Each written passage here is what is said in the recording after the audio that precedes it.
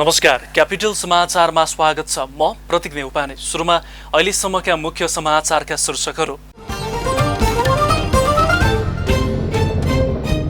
देश बर्बाद पार्न नपाएको चिन्ता मानेकाहरूले आफ्नो खुसीलाई देख्न नसकेको प्रधानमन्त्री ओलीको दाबी। न्यायाधीशहरूसँग भेटघाट गरेको भन्ने विषय प्रमाणित गर्न चुनौती।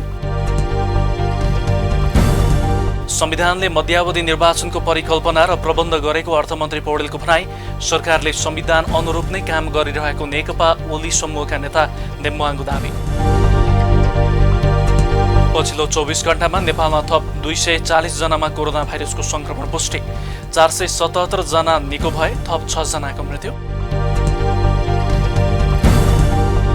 भारतमा शनिबारदेखि कोरोना भाइरस विरुद्धको खोप अभियान सुरु। आउने जुलाईसम्ममा 30 करोड नागरिकलाई खोप लगाइसक्ने योजना।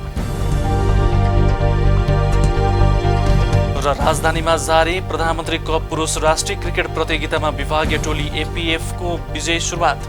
प्रदेश नम्बर 1 35 रनले पराजित।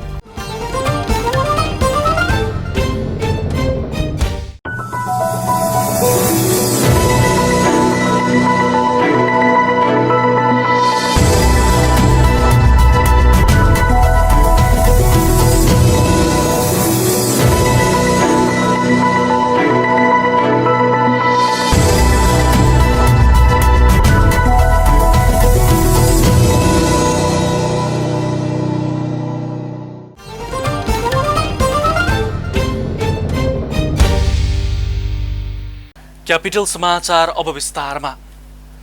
प्रधानमन्त्री केपी शर्मा ओलीले सत्ताधारी पार्टीभित्र भएको कपटपूर्ण तमासाले व्यवधान सृजना भएको बताउनु भएको छ।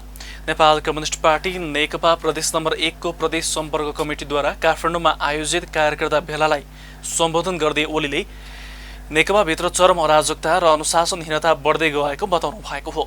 उहाँले प्रचण्ड माधव समूहलाई संसदीय प्रणालीको अभ्यास र बहस गर्न सुझाव दिनुभयो। उहाँले राष्ट्रपति जस्तो सम्मानित संस्थामाथि आक्षेप लगाउने काम गरिएकोमा रोष प्रकट गर्नुभएको छ। हाम्रा विकासका प्रयासहरू अहिले पनि थुप्रै विकासका कामहरू अगाडि बढेका छन्। थुप्रै, मैले धेरै केही भनिरहनु पर्ला जस्तो लाग्दैन। साथीहरूले आफ्ना ठाउँमा आफ्ना गाउँमा बाटाघाटाहरू बनेका, खानेपानी पुगेका, बिजुली पुगेको, कृषिको क्षेत्रमा आधुनिकीकरण कसरी गर्ने त्यसको एउटा लहर सिर्जना भएको, नयाँ जागरण, नयाँ अभियान देश विकासको अगाडि बढेको, यी कुराहरू देख्नु भएको छ। यस्तो प्रतिकूल अवस्थामा पनि हामीले कसरी काम गरेका छौँ साथीहरूले देख्नु भएको छ। सायद ठुलै देशमा पनि यस्तो रेकर्ड कम होला, एकै दिन 309 वटा हस्पिटलको शिलान्यास होस्। प्रधानमन्त्री ओलीले देश बर्बाद पार्न नपाएको चिन्ता मानेकाहरूले आफ्नो खुसीलाई देख्न नसकेको दावी गर्नुभयो।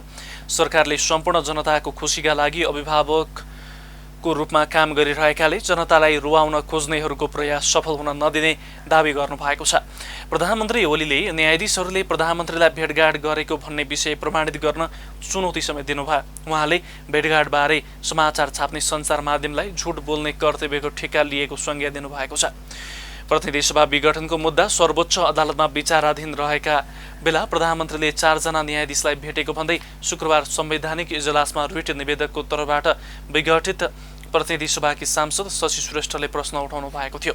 पुस 29 गते काठमाडौँमा प्रचण्ड माधव समूहले गरेको कार्यक्रममा प्रचण्डले दिएको अभिव्यक्तिको खण्डन गर्नमै आफ्नो अधिकांश समय खर्चिएका प्रधानमन्त्री ओलीले सरकारको विकासको चाहना र प्रयास असाधारण रहेको र त्यो अघि बढिरहेको पनि बताउनु भएको छ। अर्थमन्त्री विष्णुप्रसाद पौडेलले मुलुक प्रतिनिधि सभाको निर्वाचनमा जाने विश्वास व्यक्त गर्नुभएको छ।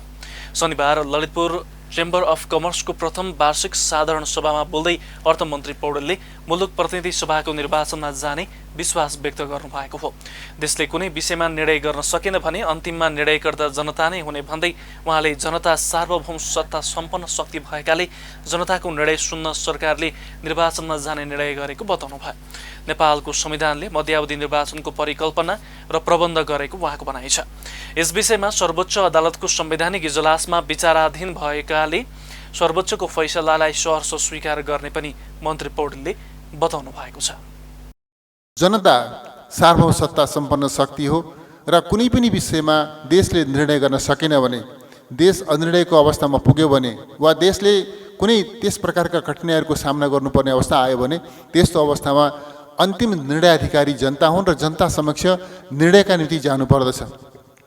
यही मान्यताका साथमा हामी सार्वसत्ता सम्पन्न जनतामा निर्णयका निम्ति, जनताको निर्णय सुन्नका निम्ति निर्वाचनमा जाने सरकारले निर्णय गरेको हो। मन्त्री पौडेलले आगामी निर्वाचनले अनुशासित, मर्यादित तथा जनताप्रति उत्तरदायी प्रतिनिधि सभाको निर्माण गर्ने बताउनुभयो। निर्वाचनले मुलुकलाई राजनीतिक स्थायित्व दिने उहाँको भनाइ छ। मन्त्री पौडेलले सरकारले कोभिड-19 विरुद्धको भ्याक्सिन उपलब्ध गराउने तयारी गरेको जानकारी दिनुभएको छ। परिकल्पना गरेको छ, प्रबन्ध गरेको छ र सँगसँगै म यहाँलाई के बताउन चाहन्छु भने प्रतिनिधि सभामा बहुमत सदस्यहरूको समर्थन साथमा राखेर साथमा रहेको प्रधानमन्त्रीले प्रतिनिधि सभा विघटन गरेर ताजा जनादेशका निम्ति जाने निर्णय गरे हुनाले मेरो विश्वास एउटा ल मेकरका नाताले पनि संविधान निर्माणमा योगदान गरेको र कानुन निर्माणमा पनि भूमिका निर्वाह गरेको एउटा नागरिकका नाताले म यहाँलाई आफ्नो विश्वास व्यक्त गर्न चाहन्छु। यद्यपि सम्मानित सर्वोच्च अदालतको निर्णयलाई हामी स्वागत गर्छौँ, समर्थन गर्छौँ। कोभिड-19 विरुद्धको भ्याक्सिन आयातको लागि सरकारले आवश्यक बजेटको प्रबन्ध गरिसकेको उहाँले बताउनुभयो। मन्त्री पौडेलले सरकारले निश्चित आकारको बजेटको प्रबन्ध गरी खोप कोष स्थापना गरेको र यसमा अन्तर्राष्ट्रिय दात्री निकायहरूले स्वैच्छिक रूपमा सहयोग गर्न सक्ने व्यवस्था गरेको भए पनि देशभित्रका कुनै नागरिक तथा सङ्घ संस्थासँग सहयोग लिने अथवा सहयोगको अपिल गर्ने नगरिएको स्पष्ट पार्नु भएको छ। नेपाल कम्युनिस्ट पार्टी नेकपा ओली समूहका स्थायी कमिटी सदस्य सुभाष चन्द्र नेमुवाङले वर्तमान सरकार संविधान अनुरूप नै काम गरिरहेको बताउनु भएको छ। शनिबार नेपाल कम्युनिस्ट पार्टी नेकपा प्रदेश नम्बर 1 को प्रदेश सम्पर्क कमिटीद्वारा काठमाडौँमा आयोजित कार्यकर्ता भेलामा बोल्दै स्थायी कमिटी सदस्य नेमुवाङले वर्तमान सरकारले संविधान अनुसार नै काम गरिरहेको बताउनु भएको हो। संसद विघटन भइसकेपछि सरकारले गरेका विभिन्न काममा प्रश्न उठाइएको भन्दै उहाँले सरकार संविधान अनुसार नै कार्यरत रहेको दावी गर्नुभयो। संविधानको धारा 77ले प्रधानमन्त्री कस्तो अवस्थामा रिक्त हुन्छन् भन्ने व्यवस्था गरेको उल्लेख गर्दै उहाँले निर्वाचनबाट नयाँ प्रधानमन्त्री नआउन्जेल वर्तमान मन्त्री परिषदले सम्पूर्ण काम गर्न पाउने व्यवस्था संविधानमै उल्लेख भएको बताउनु भयो। निर्वाचन आयोगले निर्वाचन आचार संहिता जारी नहुँदासम्म सरकारले सम्पूर्ण काम गर्न पाउने उहाँको दावी छ। नेमुवाङले सरकारले घोषणा गरेको वैशाख 17 र वैशाख 27 गते नै निर्वाचन हुने बताउनु भयो। सर्वोच्च अदालतमा मुद्दा विचाराधीन रहेको अवस्थामा सरकारले तोकिएको समयमा निर्वाचन गराउँदैन भनी भ्रम फैलाउँदै सर्वोच्चलाई अनावश्यक दबाब दिन खोजिएको भन्दै विज्ञहरूले टिप्पणी गरिरहेको उहाँको भनाइ छ। देश निर्वाचनमा गइसकेकाले प्रतिपक्षी दलले निर्वाचन केन्द्रित भएर कार्यक्रम गरिरहेकोले आफूहरूले पनि निर्वाचनलाई केन्द्रमा राखेर काम गर्नुपर्ने उहाँले औल्याउनु भयो। उहाँले अध्यक्ष केपी शर्मा ओली र महासचिव विष्णुप्रसाद पौडेल रहेको पार्टीले नै आधिकारिकता पाउने बताउनु भयो। देशको संविधान, कानुन तथा विगतको अभ्यासहरूको आधारमा पार्टीको आधिकारिकता आफूहरूले पाउनुको विकल्प नरहेको उहाँको भनाइ छ। संविधानले प्रधानमन्त्रीको विशेषाधिकारलाई निषेध नगरेको उहाँको भनाइ छ।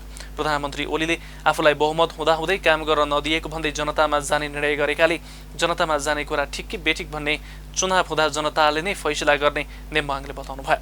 सर्वोच्च अदालतमा विचाराधीन मुद्दामा बाहिर बोलेर दबाब दिन नहुने उहाँको भनाइ छ। नेपाली कांग्रेसले संसद विघटनको विरुद्धमा शनिबार देशभरका स्थानीय तहहरूमा प्रदर्शन गरेको छ। प्रतिनिधि सभा विघटन असंवैधानिक भएको भन्दै 753 वटै स्थानीय तहमा कांग्रेसले विरोध र्याली तथा सभाको आयोजना गरेको हो। प्रधानमन्त्री केपी शर्मा ओली संविधानको मर्म र भावना अनुसार नचलेको भन्दै विरोध सभा गरिएको छ। यसैबीच काठमाडौँमा आयोजित एक विरोध सभालाई सम्बोधन गर्दै नेपाली कांग्रेसका नेता प्रकाशमान सिंहले प्रधानमन्त्री र राष्ट्रपति विद्यादेवी भण्डारी संविधानको मर्म अनुरूप नचलेको बताउनु भयो। नेपालको परिवेश अनुकूल स्थिरता र स्थायित्व दिनको निम्ति बहुमत प्राप्त सरकारले प्रतिनिधि सभा विघटन गर्न नपाउने व्यवस्था संविधानमा गरिएको उहाँको दाबी छ। यो चाहिँ असंवैधानिक किन भनिरहेका छौँ त भन्दाखेरि यो धारा 85 अनुसार 76 अनुसार पनि प्रधानमन्त्रीसँग चाहिँ त्यो अधिकार नभएको अधिकार उहाँले चाहिँ जुन जबरजस्त रूपमा उहाँ चाहिँ के भन्नुहुन्छ भन्दाखेरि यो चाहिँ अब यो पोलिटिकल डिसिजन हो भनेर भन्नुहुन्छ। पोलिटिकल डिसिजन त केबाट हुन्छ? यो चाहिँ व्यवस्थापिका संसदबाट आफू चाहिँ बहुमत भएको कारणले गर्दाखेरि प्रधानमन्त्री हुने अनि चाहिँ आफू प्रधानमन्त्री भइसकेपछि जुन संविधान र जुन प्रतिनिधि सभाले जुन उहाँलाई चाहिँ प्रधानमन्त्री बनाउनु भएको छ, उहाँले चाहिँ लायो अब चाहिँ यो संविधान भनेको के होइन, मै हो संविधान भनेर चाहिँ गर्नु पाइन्छ? यो चाहिँ विधिको शासन त सबैले मान्नु पर्यो नि त। खोइ त प्रधानमन्त्रीले के गरेको? संविधानमा हुँदै नभएको अधिकार यसरी चाहिँ दुरुपयोग गर्न पाइन्छ? संघीयता लोकतन्त्र तथा गणतन्त्रलाई संस्थागत गर्नको निम्ति प्रधानमन्त्री ओली नेतृत्वको नेकपालाई जनताले 2/3 हाराहारीमा मत दिएको भए पनि ओलीले अराजनीतिक चरित्र देखाई जनमतको अपमान गरेको नेता सिंहले बताउनु भएको छ। क्यापिटल समाचारमा अब पालो विश्रामको। तपाईको परिवेश र बाँकी विश्वका सम्पूर्ण सन्दर्भ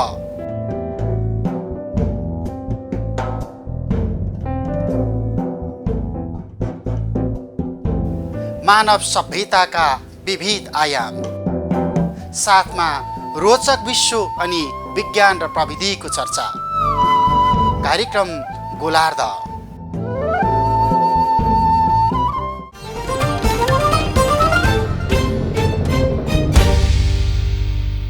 विश्रामपछि क्यापिटल समाचारमा पुनः स्वागत छ। अब बाँकी समाचार। पछिल्लो 24 घण्टामा नेपालमा 240 जना कोरोना संक्रमित थपिएका छन्। यससँगै कुल संक्रमितको संख्या 2,67,056 पुगेको स्वास्थ्य तथा जनसङ्ख्या मन्त्रालयले जनाएको छ, जसमध्ये 4,058 जना सक्रिय संक्रमित छन्। बितेको 24 घण्टामा 3,844 जनाको PCR परीक्षण गर्दा 240 जनामा कोरोना पुष्टि भएको छ। यससँगै नेपालमा PCR परीक्षण हुनेको संख्या 20,08,944 पुगेको छ। शनिबार थप 6 जना कोरोना संक्रमितको मृत्यु भएको छ। यससँगै कोरोना संक्रमित मृतकको संख्या 1,954 पुगेको मन्त्रालयले जनाएको छ।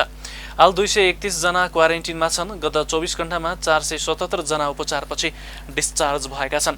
यससँगै नेपालमा निको हुनेको संख्या 2,61,044 पुगेको मन्त्रालयले जनाएको छ। कोमल पोखरीको पुनर्निर्माणका क्रममा पोखरीको ऐतिहासिक तथा पुरातात्विक महत्त्वलाई माझ्दै ढुङ्गा तथा सिमेन्टको प्रयोग गरिएको भन्दै स्थानीयले विरोध गरेका छन्। पोखरीलाई सुन्दर बनाउने नाममा काठमाडौँ महानगरपालिकाले कङ्क्रिटको जथाभावी प्रयोग गर्न थालेको भन्दै सम्पदा र पर्यावरणप्रति सचेत समूहले साङ्केतिक रूपमा प्रदर्शन गरेका हुन्। कोमल पोखरीको निर्माण कार्य रोकी मौलिक रूपकै पोखरी बनाउनु पर्ने उनीहरूको माग छ। अचला लोहनीको एक रिपोर्ट। पुरातात्विक महत्त्वलाई माझ्दै ढुङ्गा तथा सिमेन्टको प्रयोग गरिएको जनगुनासो बढेको छ। कमल पोखरीको पुरातात्विक महत्त्वलाई मासेर पुनर्निर्माण गरिएको भन्दै शुक्रबार स्थानीयले विरोध गरेका थिए। कमल पोखरीको पुनर्निर्माणमा ढिलाइ भएको तथा यसको महत्त्वलाई नै मास्ने गरी ढुङ्गा कङ्क्रिटको प्रयोग गरी निर्माण गरिएको कारण विरोधमा उत्रिनु परेको स्थानीय बताउँछन्। पहिले देखाइएको डिजाइन भन्दा फरक किसिमले निर्माण कार्य भइरहेको र सम्पदामाथि नै अतिक्रमण गरिएको स्थानीयको भनाइ छ। उनीहरूले पुनर्निर्माणको क्रममा पोखरीको पानी सुकाइएपछि बाँकी रहेको माटो अनुहारमा पोतेर साङ्केतिक रूपमा विरोध जनाइसकेका स्थानीयले रानी पोखरीबाट पाठ नसिकेको भन्दै लज्जाबोध भएको बताउँछन्। विगत 2 वर्षदेखि यो कमल पोखरीलाई चाहिँ बनाउने भनेर यसको चाहिँ पहिला जुन बनिर एउटा सुरुमै 2.5 करोड लगानी गरेर यो बनाइसकिएको थियो। त्यसको 2-3 वर्षमै फेरि त्यो सम्पूर्ण संरचना भत्काएर यो चाहिँ विशेष सम्पदा को चाहिँ भनौँ पुरातात्विक महत्त्वको साथ सम्पदालाई महत्त्व राखेर बनाउने भन्ने अभियान सायद यहाँको प्रहरी चौकीदेखि सम्पूर्ण हटाएर राम्रोसँग बनाउने भनेपछि यहाँको स्थानीयले ल भर्खर बनेको भयो भने भत्काएर बनाऊ भन्ने हिसाबबाट बनाउन सुरु गरेको। तर अहिले आएर एक त बनाउने कार्य पनि अत्यन्त ढिला सुस्ती, त्यसमाथि पनि अब चारैतिर तपाईँले हेर्न सक्नुहुन्छ यो कङ्क्रिटहरू लगाएर होइन विभिन्न किसिमको चाहिँ यो जुन पौराणिक हाम्रो जुन पुरातात्विक महत्त्व सम्पदाको रूपमा जुन किसिमको तरिका अपनाएर गर्नु पर्थ्यो त्यस किसिमबाट नभएर यो चाहिँ अब कङ्क्रिटको बनाउने हाम्रो जुन सम्पदालाई मास्ने किसिमको जुन किसिमबाट चाहिँ यो निर्माण हुँदै गइराखेको छ, यसले चाहिँ हाम्रो सम्पदामा चाहिँ माथि चाहिँ अतिक्रमण हो भन्ने हामीले महसुस गऱ्यौँ। यहाँ के बन्ने हो त्यो बन्ने चिजको चाहिँ यहाँ एउटा चाहिँ ठुलो होर्डिङ बोर्डमा राखियोस् के बन्ने हो कहाँ के बन्ने भन्दा आजसम्म तपाईँ हेर्नुहोस् कहीँ पनि यो के बन्ने भन्ने कुरा आजसम्म कसैलाई पनि देखाइ एकचोटि कुनै बेलामा एउटा भिजुअल देखाइयो तर त्यो भिजुअल भन्दा फरक हामीलाई जुन कुरा बताइयो त्योभन्दा फरक किसिमबाट बन्दै गए। यसमा भएका धेरै कुराहरू परिवर्तन थप हुँदै गए, कङ्क्रिटका कामहरू बन्दै गए। सुरुमा हामीलाई जुन डिजाइन देखिएको थियो त्योभन्दा धेरै फरक किसिमबाट चाहिँ यहाँ थप बनाउँदै गएको कारण पनि हाम्रो एउटा फरक महत्त्व र अर्को 1-1.5 वर्ष त यहाँ केही कामै भएन, कोभिडको कारणले लगभग 1 वर्ष भएन, त्यसले गर्दा विरोधका कुरा यो भएन। अब पनि जुन बनाउने कुराहरू पनि सुरुका जुन किसिमको सम्पदामा बसेर पुरातत्वमा बसेर छलफल भएर बनेका भन्दा फरक किसिमका कुराहरू थप भएको हुँदा हाम्रो चाहिँ ध्यान आकृष्ट भएको मेन कुरा त्यो। तर काठमाडौँ महानगरपालिकाले भने स्थानीय सङ्घको छलफल अनुरूपको पूर्व निर्धारित डिजाइनले नै निर्माण कार्य अघि बढाइरहेको बताउँछन्। कमल पोखरीको ऐतिहासिकतालाई जोगाउन गम्भीर भएको महानगरको भनाइ छ। पोखरी पुनर्निर्माणमा स्थानीयको जनगुनासो आएसँगै स्थानीय सङ्घको छलफलमै कमल पोखरीको संरचना बनाउन लागेको महानगरको दाबी छ। छठ पूजा गर्न मण्डप निर्माण गर्ने स्थानीय सङ्घकै सहमति अनुरूप निर्माण गर्दा पोखरीको चारैतर्फ घाट निर्माण गर्दा केही ढुङ्गा र सिमेन्ट प्रयोग गर्नु परेको, अन्यथा ढुङ्गा सिमेन्टको प्रयोग नभएको र खाली जमिन तथा पैदल हिँड्ने ठाउँमा सिमेन्ट प्रयोग नगरिएको काठमाडौँ महानगरका शहरी योजना आयोगका उपाध्यक्ष सरोज बस्नेतले बताउनुभयो। अहिलेको विवाद चाहिँ चारैतिर ज्यादै नै यो ढलान कङ्क्रिटको भयो कि भन्ने विवाद हो। तर त्यसमा त्यति धेरै अब जुन सरोकारवालाहरूले स्थानीय चाहिँ हरूले यसमा चिन्ता जनाउनु त स्वाभाविकै हो। तर त्यसमा हामी एकदमै गम्भीर छौँ र चारवटा यसको त्यो डिजाइन चाहिँ कस्तो गरिएको छ भने चारतिर चार सुरमा चार कुनामा चारवटा मण्डपहरू र बिचको एउटा पूर्वतिर बिचमा एउटा अर्को मण्डप गरिकन पाँचवटा मण्डपको डिजाइन त्यहाँ भएको छ। त्यो मण्डपलाई अड्याउनको लागि चाहिँ केही स्टोनको एउटा सानो वाल चाहिँ हामीले बनाएका हौँ र त्यसमाथि बाँकी संरचना काठको बन्ने छ र यो सम्पूर्ण निर्माण कार्य सम्पन्न भएपछि एकदमै अति सुन्दर र त्यहाँ घुम्नलाई हिँड्नलाई र एउटा मनोरम चाहिँ एउटा स्थलको रूपमा हामीले विकसित गर्न खोजेका हौँ। 2072 सालको भूकम्पले क्षतिग्रस्त कमल पोखरीको पुनर्निर्माणको जिम्मा काठमाडौँ महानगरले पाएको छ। पोखरीमा आकाशे पानी जम्मा गरेर पठाइने महानगरको योजना छ। पानीलाई जमेर बस्न नदिने गरी पोखरीमा पानी भित्रने तथा बाहिरिने व्यवस्था पनि गरिने र पोखरीको पानीलाई गुणस्तरीय बनाउने प्रविधि पनि अपनाइने महानगरले बताएको छ। करिब 7 करोडको लगानीमा पुनर्निर्माण हुन लागेको कमल पोखरी आगामी वैशाखसम्ममा सर्वसाधारणको लागि खुल्ला गर्ने लक्ष्य राखिएको छ। बागदरबार रानी पोखरी पुनर्निर्माणमा आलोचना खेपेको महानगर कमल पोखरी पुनर्निर्माणमा पनि चुकेको छ। महानगरपालिकाले कमल पोखरी पुनर्निर्माण गर्दा पुरातात्विक महत्त्व मासेको भन्दै स्थानीय आन्दोलित भएका छन्। क्यापिटल समाचारको लागि क्यामेरामा दिपेन्द्र थापा मगरको साथमा अचला लोहनी, काठमाडौँ। क्यापिटल समाचारमा अब पालो विश्रामको। प्रश्न सटीक, सफा जवाब, एउटा सिधापनको खोज, सीधा कुरा।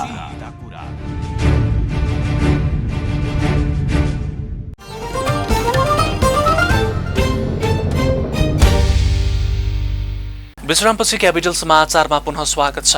अब पालो आर्थिक समाचारको। 220 केबी क्षमताको दाना खुरकोट सब स्टेशन र प्रसारण लाइनको निर्माण कार्य सम्पन्न भएको छ।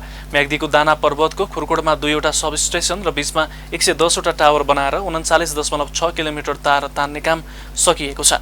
दाना र खुरकोटमा सब स्टेशनका साथै प्रसारण लाइनको पूर्वाधार निर्माण र उपकरण जडानको काम सकिएको हो। आयोजनाका सहायक प्रबन्धक लक्ष्मण फुयालका अनुसार टावर ठड्याउने, तार तान्ने र सब स्टेशनको उपकरण जडान सकेर आन्तरिक परीक्षण सुरु गरिएको छ। हाल सब स्टेशन चार्ज र परीक्षणको तयारीका लागि कार्यतालिका बनाइरहेको उहाँले बताउनुभयो। करिब 15 दिनभित्र सब स्टेशन र प्रसारण लाइन सञ्चालनमा ल्याउने तयारी छ। एसियाली विकास बैंकको आर्थिक सहयोगमा नेपाल विद्युत प्राधिकरणले 3 अर्ब रुपियाँको लागतमा सन् 2016 देखि स्वआयोजना निर्माण गर्न सुरु गरेको थियो। यो आयोजना लक्ष्यभन्दा 2 वर्ष ढिला सकिएको हो। अब पालो अन्तर्राष्ट्रिय समाचारको।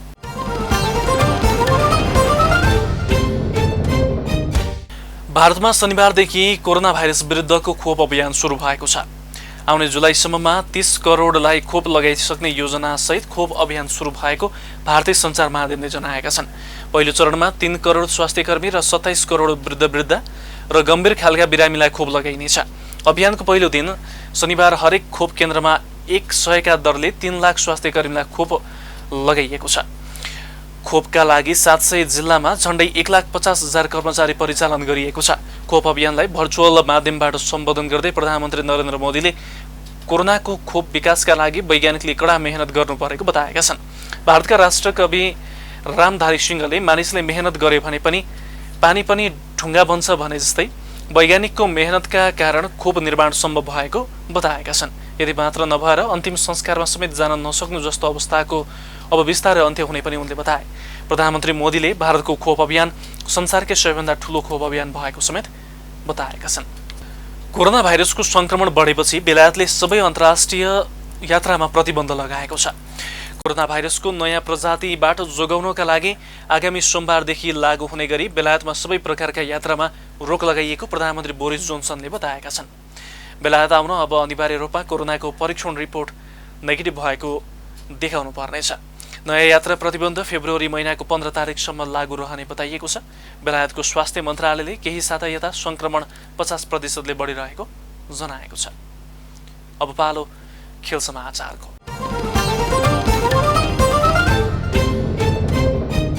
विभागीय टोली एपीएफले राजधानीमा जारी प्रधानमन्त्री कप पुरुष राष्ट्रिय क्रिकेट प्रतियोगितामा विजयी सुरुवात गरेको छ। कीर्तिपुर स्थित त्रिभुवन विश्वविद्यालयको मैदानमा भएको खेलमा एपीएफले प्रदेश नम्बर 1 लाई 135 रनले हराउँदा प्रतियोगितामा विजयी सुरुवात गरेको हो। 244 रनको लक्ष्यसहित जवाफी ब्याटिङ गरेको प्रदेश नम्बर 1 खुलेर ब्याटिङ गर्न सकेन। बलियो एपीएफका बलर सामु प्रदेश नम्बर 1 निरीह बन्न पुगेको थियो। ओपनर द्वय दीपक पासवान र मिनास थापाले क्रमशः 13 र 18 रन जोडे। फिरदोसले 17 रनको पारी खेल्दा दिपेश कणेलले 16 रन जोड्दा जोसक खड्का 12 रनमा नट आउट रहे। प्रदेश नम्बर 1 का 6 ब्याट्सम्यानले दोहोरो अङ्क जोड्न सकेनन्। प्रदेश नम्बर 1 लाई सस्तेमै समेट्ने क्रममा अविनाश बोहराले सर्वाधिक 3 विकेट हात पार्दा कमल एरीले, किशोर महतो र भुवन कार्कीले समान 2 विकेट आफ्नो नाममा लेखाएका छन्।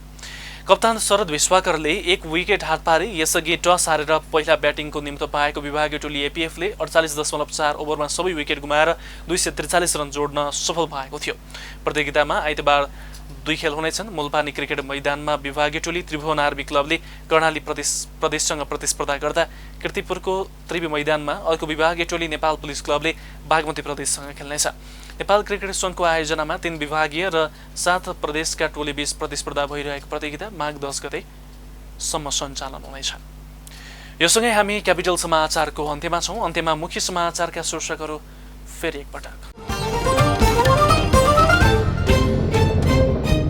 देश बर्बाद पार्न नपाएको चिन्ता मानेकाहरूले आफ्नो खुसीलाई देख्न नसकेको प्रधानमन्त्री ओलीको दाबी। न्यायाधीशहरूसँग भेटघाट गरेको भन्ने विषय प्रमाणित गर्न चुनौती। संविधानले मध्यावधि निर्वाचनको परिकल्पना र प्रबन्ध गरेको अर्थमन्त्री पौडेलको भनाई। सरकारले संविधान अनुरूप नै काम गरिरहेको नेकपा ओली समूहका नेता नेम्बुवाङको दाबी। पछिल्लो 24 घण्टामा नेपालमा थप 240 जनामा कोरोना भाइरसको संक्रमण पुष्टि।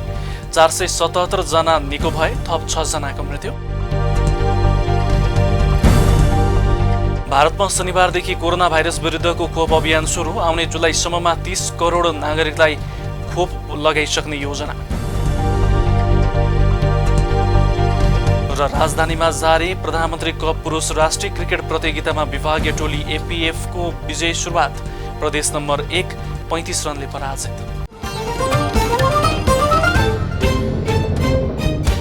हवस् त क्यापिटल समाचार अहिलेलाई सकियो। सूचना, मनोरञ्जन र ताजा समाचारका लागि क्यापिटल टेलिभिजन हेर्दै गर्नुहोला। नमस्कार।